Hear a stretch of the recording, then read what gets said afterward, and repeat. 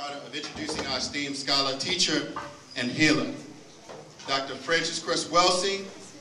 As some of you may know, Dr. Welsing is a behavioral scientist and psychiatrist who has practiced in the D.C. area for the last 50 years. One of her most widely recognized works, known as the Cress theory of color confrontation and racism, developed in the late 1960s, revolutionized the way we conceptualize racism, white supremacy. Through this theory, Dr. Welsing provided a framework by which we could describe and explain the pathological behavior and actions that have been perpetrated against us as a people, and help us to understand how racism, white supremacy manifests itself in our area of people activity. In Dr. Welsing's infamous book, The ISIS Papers, The Keys to the Colors, which she has on sale here this evening as well, and she will be signing. She not only offers techniques by which to decode racism, white supremacy, but she also covers an enduring problem among us, the crisis in black male-female relationships. Today, Dr. Welsing will outline for you what has caused the crisis in our relationships and provide tools on how to repair our relationships. We ask that you open your minds and really digest the valuable education that Dr. Welsing has come to impart upon us today. As with all lectures, you should come away with more than what you came here with. So, black is a genetically dominant trait. And the darker you are, the more genetic power you have to produce this pigment. So the next thing we were taught, if you're black with a whole lot, get back. A little bit less if you're brown, stick around. If you're yellow, you're mellow.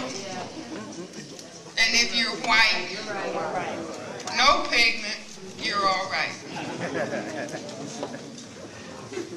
Now see, black people and people of color all over the world, I can go to London, England and say this and everybody knows. If you're black, you're back, brown, stick around, yellow, mellow, white, right. Because under white domination and under white supremacy, they taught us this by their behavior towards us. Yes. And programmed us. Yes. To behave in that way in relationship to each other. That's right. And to begin to worship the fact that the grandmothers were raped. Are you all with me? Yes. Now, this is not for anybody to feel bad, but all of this instruction is based on maintaining this system of racism, white supremacy. And we need to understand that if I had Oprah Winfrey's money, I would get all of the crystal black people. And every year there would be a parade of the blackest people parading their beauty. Not in the whole, in the visual head of racism, white supremacy, because we have little children. I don't know what CNN and Anderson Cooper and the whole programs about race, but they have little white children at age 3 looking at a strip of faces of different colors.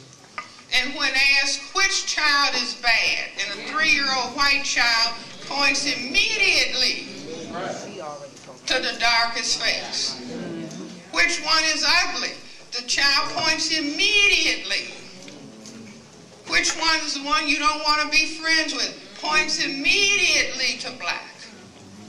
And the great tragedy is that when they ask little black children, little beautiful black children, they're doing the exact same thing. Which one is ugly? Now the black child hesitates, but then points to the darkest color. Which one is dumb? Which one is bad? Which one is ugly? And one little black child said, "The color is nasty." Oh, wow. Now see, we can't blame the children. Where do the children learn? The children learn when they turn on TV. They learn in the homes. They learn at any book that they look at. They learn the lesson of racism, white supremacy, just like they learn English if that's spoken, or French if that's spoken, or whatever other language. They learn it.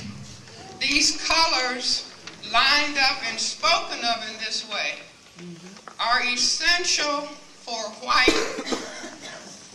genetic survival. See, in other words, destroy the black. If you look at the people who are incarcerated, they're people at the darker end of the spectrum. Now, this is critical. We can't have mental health unless we understand this. But do you think that anybody in psychiatry, the American Psychiatric Association, do you think they're teaching this? Absolutely no. If anything, they will say it's no such thing as racism. See, the denial of racism is essential to the survival of racism. The denial of racism on the part of people who classify themselves as white, and the denial of racism on the part of people who are non-white all over this planet. The 9/10 global majority of non-white people are all trying to, many are trying to bleach their skin, trying to make themselves white.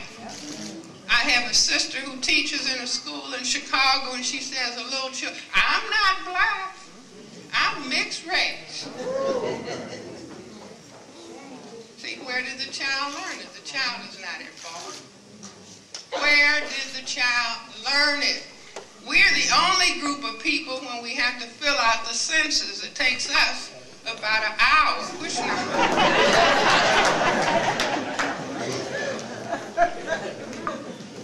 now the white people just quickly white out. We have to labor. Oh, I think I have a German relative. I think I got a Spanish, or I'm not really all black. Brother Henry Louis Gates. Oh, yes. I got to out him because he's busy talking about, I'm mostly European.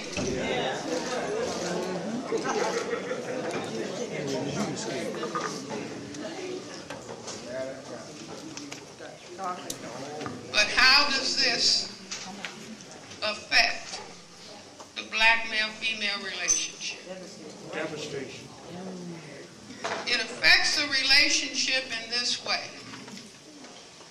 This whole system of racism, the goal objective is white genetic survival on this planet.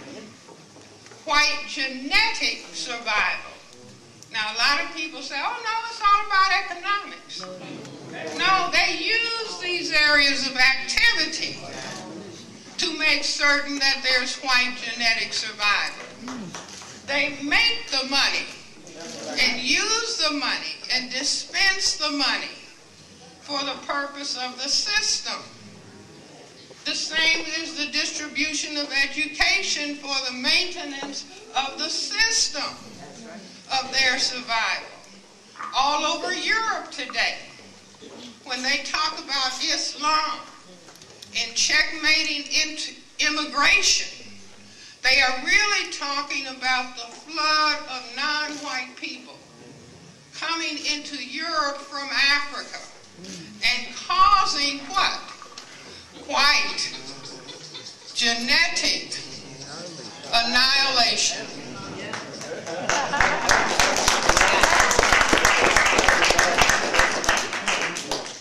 You see, now mind you, they they say they're going to do something about it. And how many people remember the case of the Norwegian man who killed nearly 70 people? And these were children of African and Asian ancestry who were in Norway. And he killed them because they were causing potentially white genetic annihilation. Now, they gave him a pass and said he had psychological problems. But he planned it well. He knew exactly what he wanted to do, and he carried it out. I say he wasn't mentally ill. He was engaging in white genetic survival by whatever necessary means. See, I say that standing your ground. Yeah, that's it is. That's another one. Standing your ground, that means that, see, don't any black person attempt standing your ground.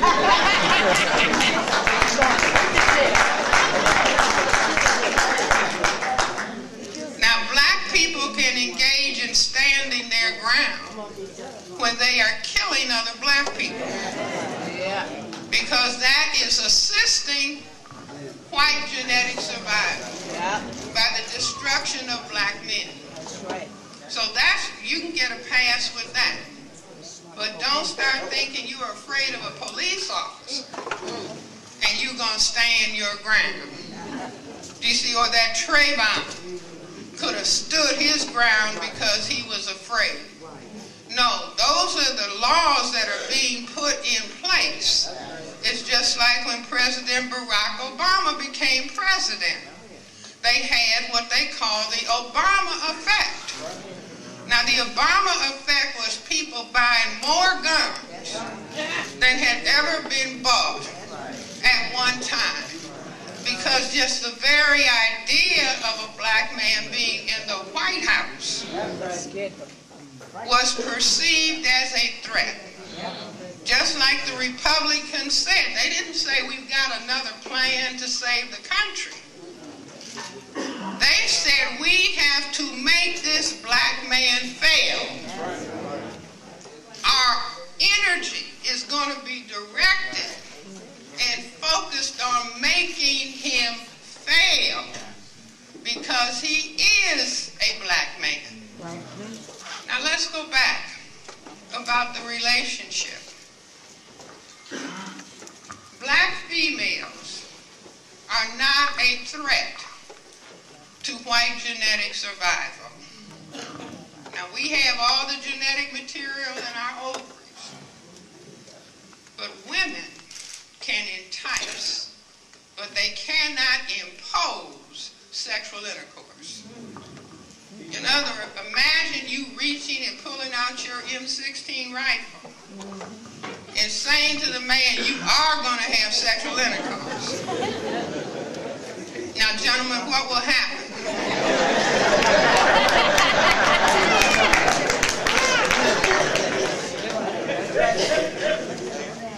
See, that's just physiology 101. The erection cannot be maintained in the presence of fear. Now, the Creator made it that way so you won't have a conflict. If you get afraid, you've got to exit. So the focus is on the black male. In other words, racism, white supremacy attacks us as a total people for the purpose of white genetic survival. But the intense focus is on males because they can impose sexual intercourse. Now, all the different colors that we come in, most black families don't have two people that are the same color. Everybody's a different shade, and then that causes warfare in the family. Who's lightest? Who looks the most white? Speaking from my own family situation. Everybody has color shade conflict. And it's not only in this area of the world, it's all over South America, all over Central America, all over India. Everywhere. See, who's dark and who's not dark? Who looks most white? And fight amongst yourself. It's called divide and conquer. But all of those colors are because of the activity of white male oppressors and white slave masters. You see, it wasn't Sally Hemings in love with Thomas Jefferson. See, let's get that straight. See, that would be an absolute insult, talking about the slave loves the master when the master won't free the slaves or the slaves' children. That's a fantasy. No, there was non-stop rape and sexual abuse on the plantations. See, I heard a white female talking about the plantation in her family, and she was saying that the slave masters would have relationships with the African women to make more slaves. Well, I guess that's part of it, aside from maybe whatever they might have enjoyed. But let's look at how this plays out. You see, because the system of racism is sane, and this is where I went in the ISIS papers into a discussion of the phrase motherfucker.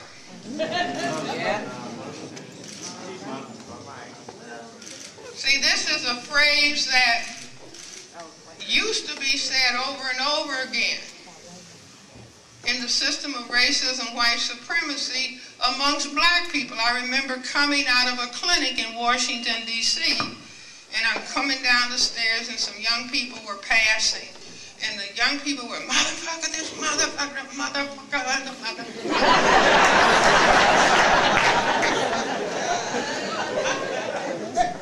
So I said to myself, my first thought was, why are the children talking like this? My second thought was, any phrase that is used with high frequency must have significance. Yes.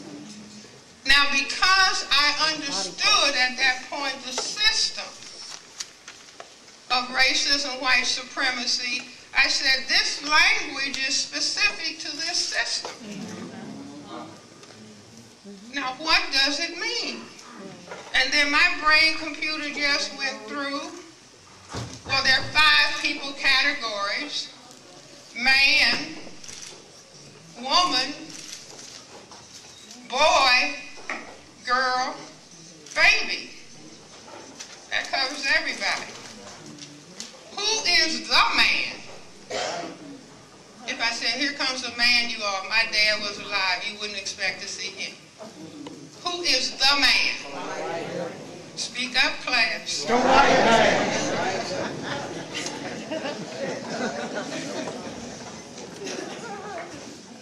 That means the only man on the scene. Any other male has 4 choices: woman, boy, girl, baby. Some time ago, woman and girl was out. Some time ago. I'll try to use this. Okay, I said woman and girl was out. Black men died, many of them. Don't call me no boy. So the white people said, fine, you got 2 choices. I mean, you got 1 choice left. Baby. Are you all with me? Yeah. Come on, big